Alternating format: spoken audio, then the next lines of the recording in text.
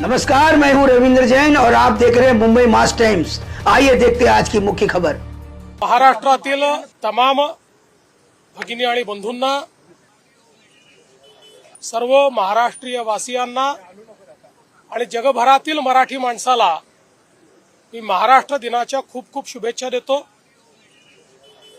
छत्रपती शिवरायांच्या पुनीत स्पर्शाने पावन झालेला महाराष्ट्र, स्वराज्य आणि सुराज्य हा संदेश ज्या मातीने दिला तो हा महाराष्ट्र, थोर समाज सुधारकांनी ज्या ठिकाणी सुधारणेचं आंदोलन चालवलं तो हा महाराष्ट्र, भक्ती संप्रदायाच्या माध्यमातून जिथे भक्तीचा एक अखंड मेळास तयार झाला तो हा महाराष्ट्र, आणि अर्थातच 106 हुतात्म्यांच्या बलिदानानंतर तयार झालेला हा महाराष्ट्र, आणि आज जगातली 30वी अर्थव्यवस्था असलेला हा महाराष्ट्र, देशाचं पॉवर हाऊस असलेला हा महाराष्ट्र, देशाचं ग्रोथ इंजिन असलेला हा महाराष्ट्र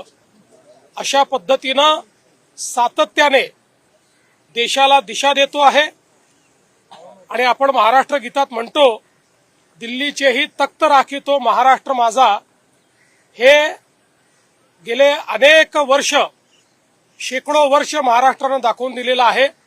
आणि म्हणूनच महाराष्ट्र दिन आपल्या सगळ्यांकरता एक अत्यंत महत्त्वाचा दिवस आहे। मी पुन्हा एकदा सर्वांना महाराष्ट्र दिनाच्या शुभेच्छा देतो। आज कामगार दिवस देखील आहे।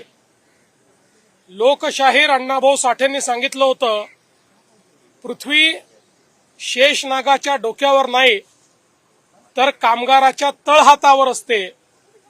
ज्या कामगारांनी या संपूर्ण व्यवस्थेचं निर्माण केलं, या संपूर्ण भारतात, जगात, महाराष्ट्रात आपल्या श्रमानं आपल्याकरता एवढी मोठी संपत्ती निर्माण केली, त्या सर्व कामगारांना मी नमन करतो, त्यांना शुभेच्छा देतो आणि जगभरातल्या कामगारांना देखील कामगार दिनाच्या खूप खूप शुभेच्छा।